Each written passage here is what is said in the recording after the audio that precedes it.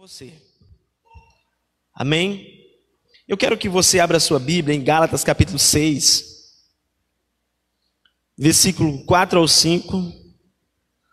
Também em Romanos 14, versículo 12. E em 2 Coríntios 5, 10. Nós vamos ler esses três versículos. Vamos lá, a palavra de Deus diz assim, ó: cada um examine os próprios atos, e então poderá orgulhar de si mesmo, sem se comparar com ninguém, pois cada um deverá levar a própria carga. Eu vou repetir esse versículo. Cada um examine os próprios atos, e então poderá orgulhar-se de si mesmo, sem se comparar com ninguém, pois cada um deverá levar a sua própria carga. Romanos 14, versículo 12, diz assim: assim cada um de nós prestará contas de si mesmo a Deus. Mais uma vez, assim cada um de nós prestará contas de si mesmo a Deus. 2 Coríntios 5, versículo 10. Pois todos nós devemos comparecer perante o tribunal de Cristo, para que cada um receba de acordo com as obras praticadas por meio do corpo, quer que sejam boas, quer que sejam más.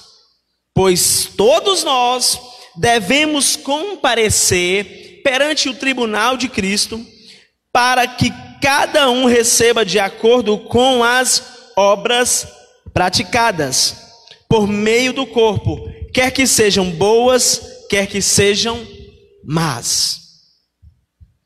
Queridos, esses três versículos,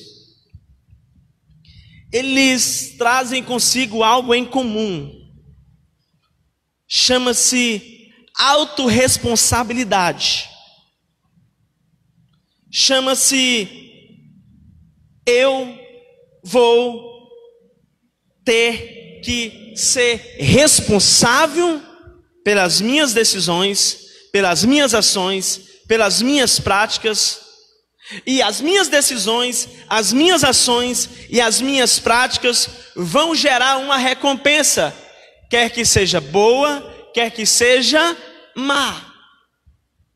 Isso nos mostra que a gente vai ter que chegar diante de Deus e prestar conta com o Senhor dos nossos atos, das nossas ações. E que se as recompensas forem boas, de quem é a culpa? É minha. E se as recompensas forem más, aí não é recompensa, é consequência. De quem é a culpa? Minha. Então diga assim: eu sou responsável pelos meus atos e pelas minhas decisões. Amados, antes do pecado entrar na terra, havia um equilíbrio. Diga, equilíbrio. O homem conseguia dominar as coisas, ter sucesso em todas as áreas. O homem não tinha que temer nenhum tipo de animal que estava sobre a terra. Ele não tinha que temer o leão, ele não tinha que temer os animais ferozes, porque existia um equilíbrio, existia um domínio. Mas quando o pecado entrou,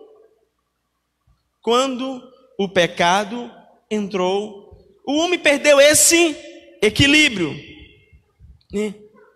E por ele perder esse equilíbrio, acontece de que muitas das vezes o ser humano comete erros por opções, por decisão e por escolha. Mas muitas das vezes o ser humano comete erros por causa da falta de conhecimento e porque lhe falta competência para lidar com algumas situações. Falta justamente esse governo de equilíbrio. E acaba que ele comete alguns erros, acaba que algumas coisas não dão certo como ele gostaria que acontecesse. Irmãos, e ninguém gosta que coisas erradas e ruins aconteçam na sua vida. Você gosta? Ninguém gosta que coisas erradas aconteçam, né? Nós não gostamos quando perdemos uma oportunidade.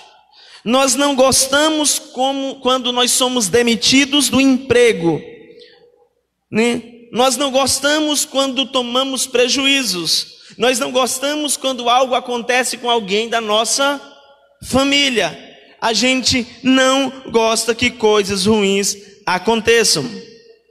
Agora, diante desses acontecimentos ruins, o nosso cérebro, a nossa mente, que é uma inteligência que Deus colocou e deu para nós, vai gerar em nós algum tipo de comportamento. Diante dos acontecimentos ruins, a nossa mente vai gerar em nós um tipo de comportamento.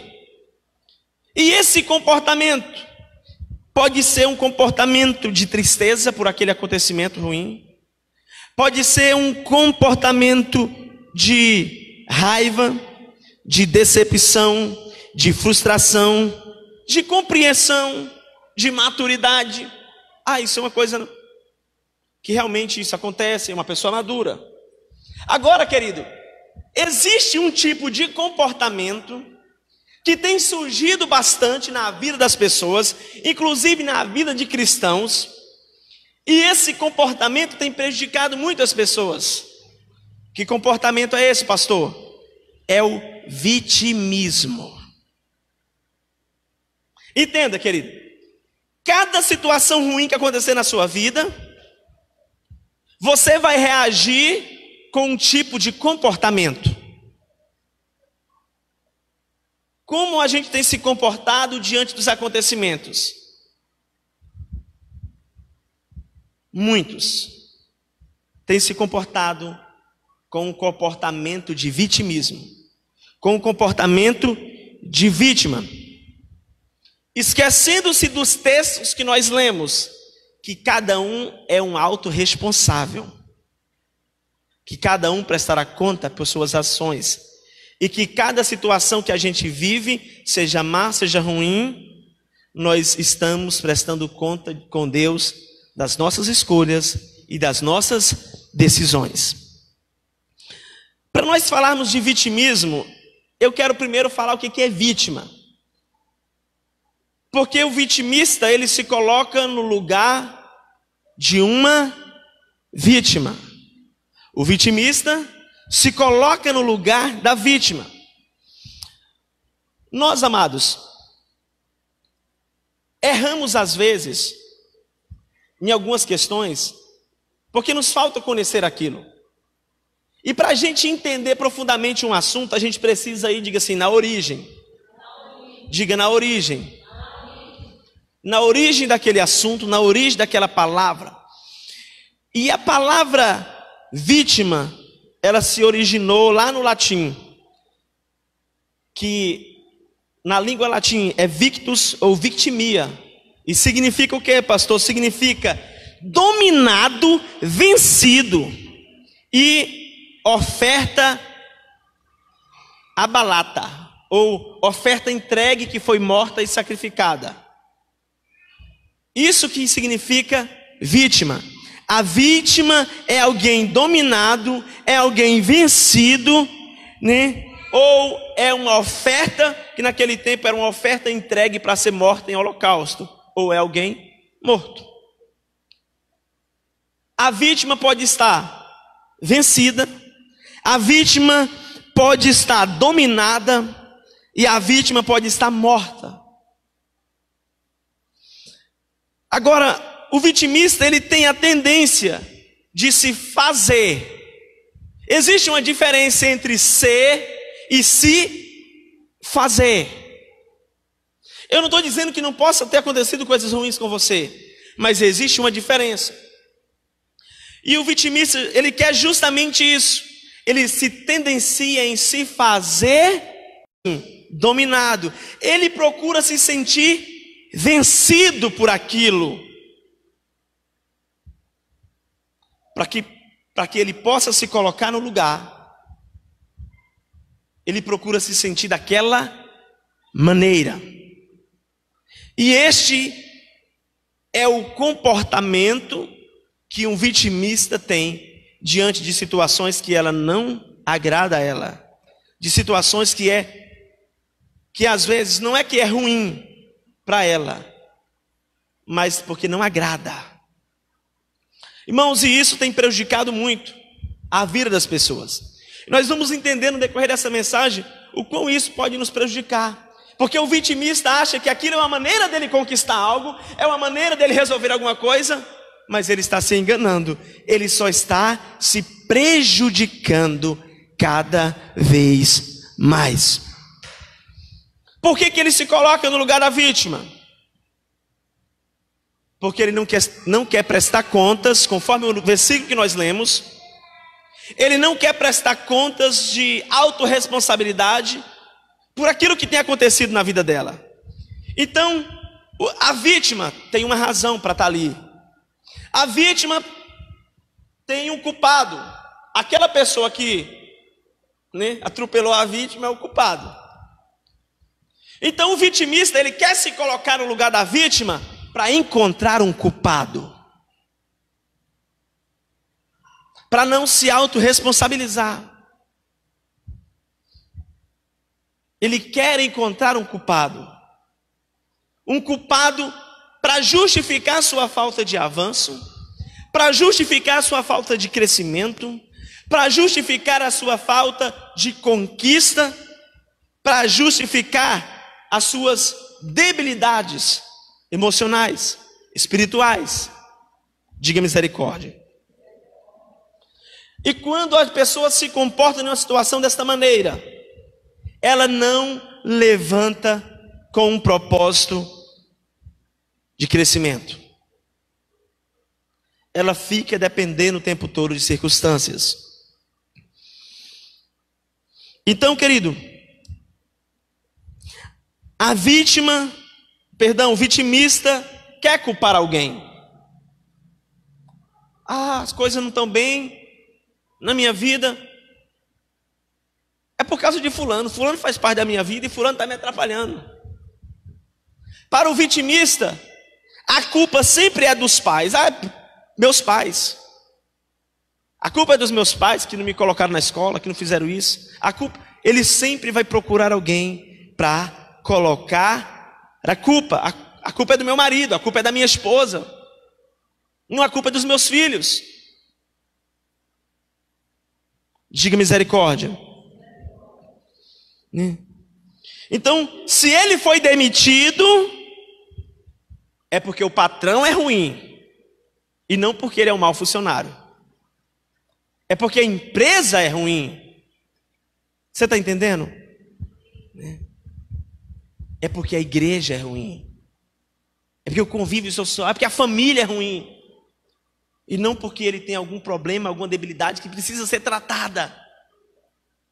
Irmãos, e isso tem se tornado algo muito sério.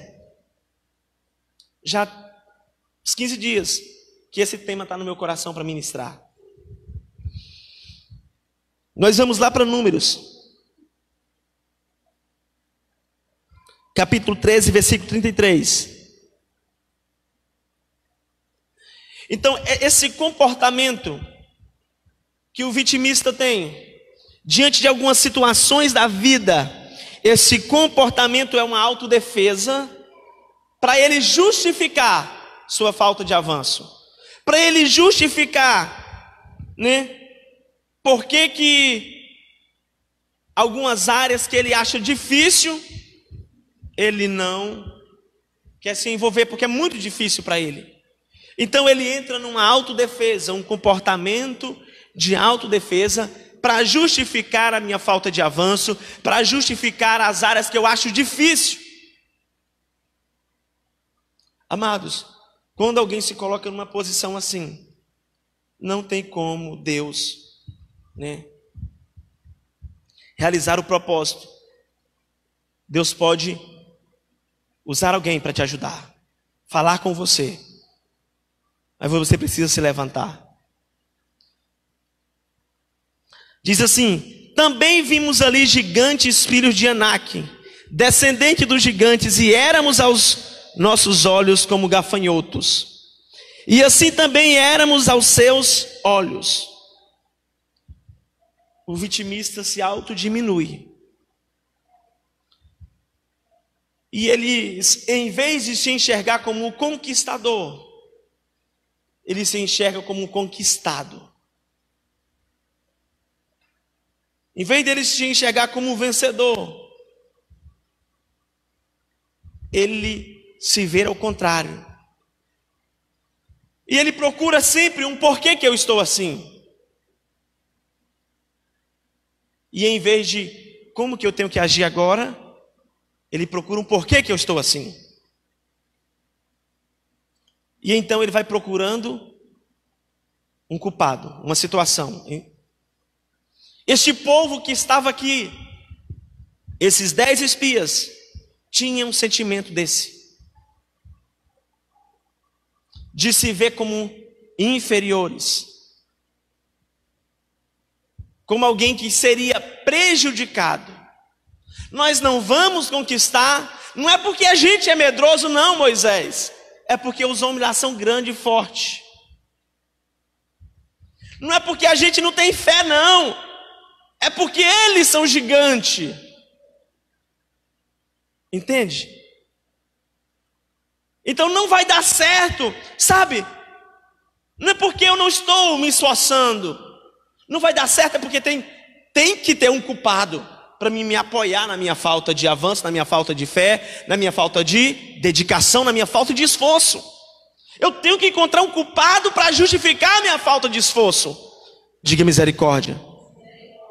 Isso é o vitimista. Uma pessoa que é tomada por um espírito, por um comportamento que leva ela sempre para baixo, para o coitadismo. Mas Deus quer tratar isso conosco nessa noite. Inclusive, deixa eu falar, na terça-feira a gente continua com Jesus no monte, tá bom? Amém? Os irmãos que vieram domingo passado entenderam. Vai ser na terça-feira que a gente vai estar subindo no monte com Jesus. Então, a pergunta é: os outros estão me prejudicando ou eu só estou colhendo o que plantei? Faça essa pergunta, diga assim: os outros estão me prejudicando ou eu só estou colhendo o que eu plantei? Né? Querido, o ato de se fazer de vítima tem acontecido com muitas pessoas.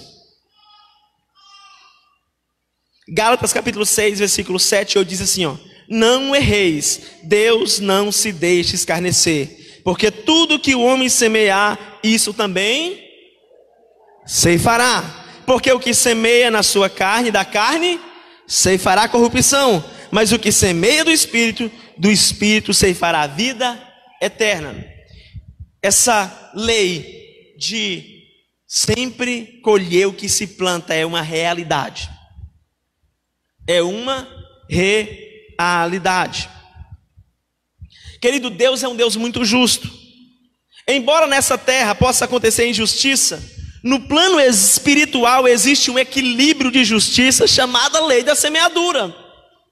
Essa lei da semeadura é um equilíbrio de justiça no projeto espiritual que Deus deixou. Embora a gente possa perceber injustiça na nossa volta, nos meios que deveriam trazer justiça, traz a injustiça, mas Deus deixou um equilíbrio chamado lei da semeadura. E este equilíbrio sempre vai trazer o seguinte: o que eu planto eu vou colher, o que eu semeio eu vou colher, né? Então isso significa que a culpa de tudo que acontece, diga assim, é individual. É individual. Todo mundo está fazendo a sua plantação, todo mundo está plantando a sua semente, todo mundo está fazendo a sua plantação para ter a sua colheita. Então, querido, o que nos tira a comunhão com Deus não é um ou o outro. Diga assim: as escolhas que eu fiz de andar com quem andei. Mas o vitimista coloca a culpa no outro. Mas você decidiu andar com aquela pessoa. Você escolheu fazer aquilo. Você escolheu se comportar desta maneira. Quem está entendendo?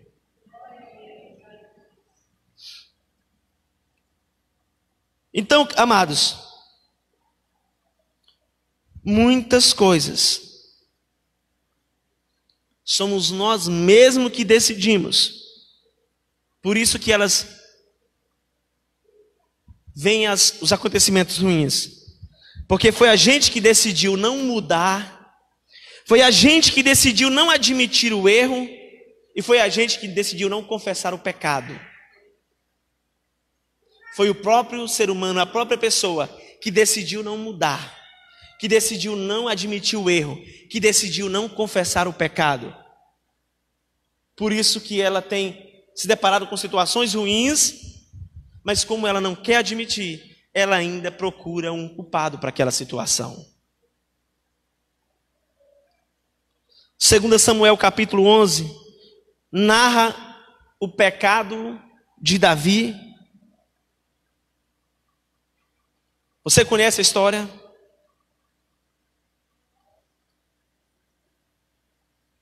Davi, era costume do rei ir para a batalha junto com os soldados, mas ele não foi. Ele ficou passeando. E ele viu uma mulher.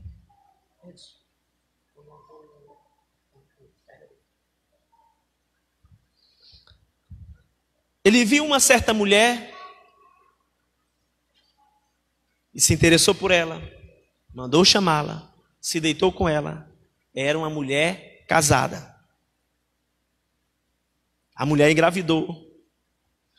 E o negócio ficou feio e ele disse assim: já sei o que eu vou fazer. Vou botar o marido dela na frente do campo de batalha. Ele morre, aí eu fico com a mulher dele. Ele decidiu, ele fez, ele agiu. Ele plantou algo. E agora, querido, tudo que a gente planta, a gente colhe. Vem as consequências. É nessas horas que a gente percebe a diferença de uma pessoa autorresponsável, de responsabilidade, e de alguém que deixa ser, tomado pelo comportamento vitimista. Porque Davi errou, mas ele não foi vitimista. Nós vamos ler alguns versículos. No capítulo 12 nós temos aqui a mão de Deus chegando e trazendo, mostrando qual será a colheita por essa plantação. 2 Samuel 12, 9 diz assim: por que é que você desobedeceu aos meus mandamentos e fez a coisa tão horrível? Você fez com que Urias, o heteu, fosse morto na batalha. Deixou que os amonitas o matassem e então ficou com a esposa dele. Deus falando para Davi através do profeta. Portanto, por que você me desobedeceu e tomou a mulher de Urias? Sempre alguns dos seus descendentes morrerão de morte violenta. E também afirmo que farei que uma pessoa da sua própria família cause a desgraça. Você verá isso quando eu tirar as suas esposas e as der a outro homem, e ele terá relações com elas em plena luz do dia. Versículo 13. Então Davi disse: eu pequei contra Deus o Senhor. Isso aqui chama-se admitir o erro, reconhecer a falha, não procurar: Senhor, mas aquela mulher não deveria estar tomando banho ali. Eu sou homem, a carne é fraca. Foi assim que ele falou? Não, eu errei, eu pequei contra Deus. Eu não sou vítima nessa história. Eu não vou me colocar no lugar de vítima, eu vou reconhecer minha falha. E eu vou procurar mudança. O que mais a palavra diz? Versículo 14. Natan respondeu: o Senhor perdoou o seu pecado, você não morrerá. Mas porque fazendo isso você mostrou tanto desprezo pelo Senhor, o seu filho morrerá. Então o Senhor fez com que o filho de Davi e da mulher de Urias ficasse muito doente. Davi orou a Deus para que a criança sarasse e não quis comer nada. Entrou no seu quarto e passou a noite inteira deitado no chão. Só que aí a criança morre. Quando a criança morre, os funcionários que estão ali ficam com medo de falar: não, a gente não vai falar para o rei. O rei não come, não faz barba, não faz nada. Se a gente falar, ele vai passar um carão na gente. E Davi percebeu que ele estava cochichando entre eles. E ele entendeu: a criança morreu e eles não querem me falar. Quando Davi viu os oficiais cochichando uns com os outros, compreendeu que a criança havia morrido, então perguntou: a criança morreu? Morreu, responderam eles. Então Davi se levantou do chão, tomou um banho, penteou os cabelos, trocou a roupa, depois foi à casa de Deus, o Senhor, e o adorou. Olha isso aqui. Quando ele percebe, a criança morreu, pois ele vai lá, toma banho, faz a barba, come, e vai para a casa de Deus, e vai adorar o Senhor. Ah, querido, mas se ele fosse um vitimista: oh Deus, por quê? Né? Foi o Senhor é culpado. Porque tem muita gente que culpa Deus. Tem muitas pessoas que elas culpam Deus e até hoje estão sustentando a culpa em Deus. Culpam as circunstâncias.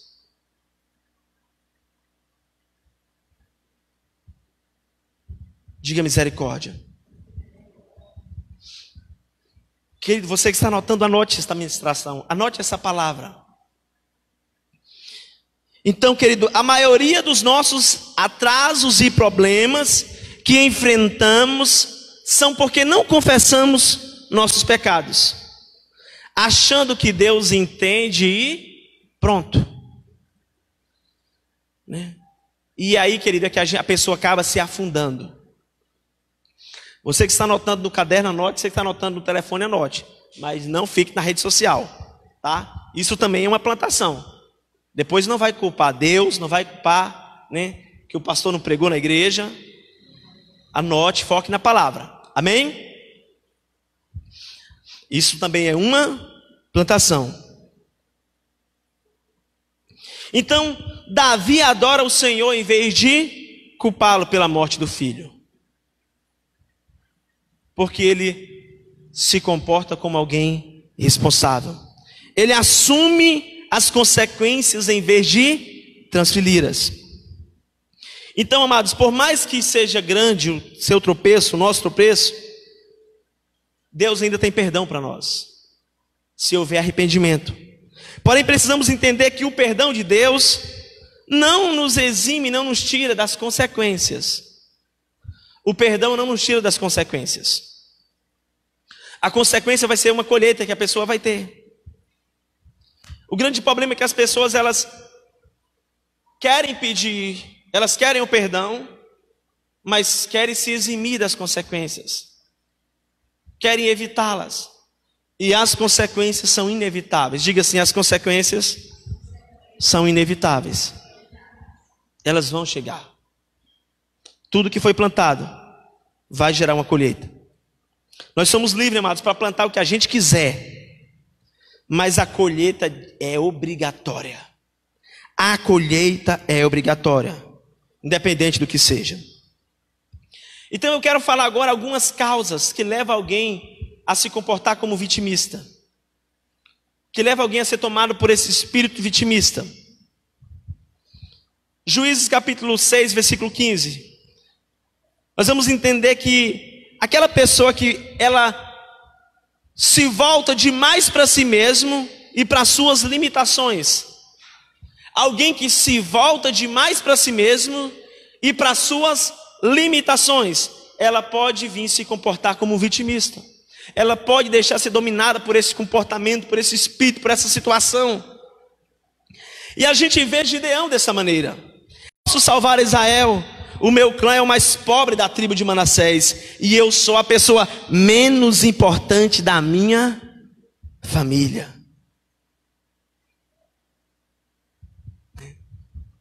Olha aqui o coitadismo.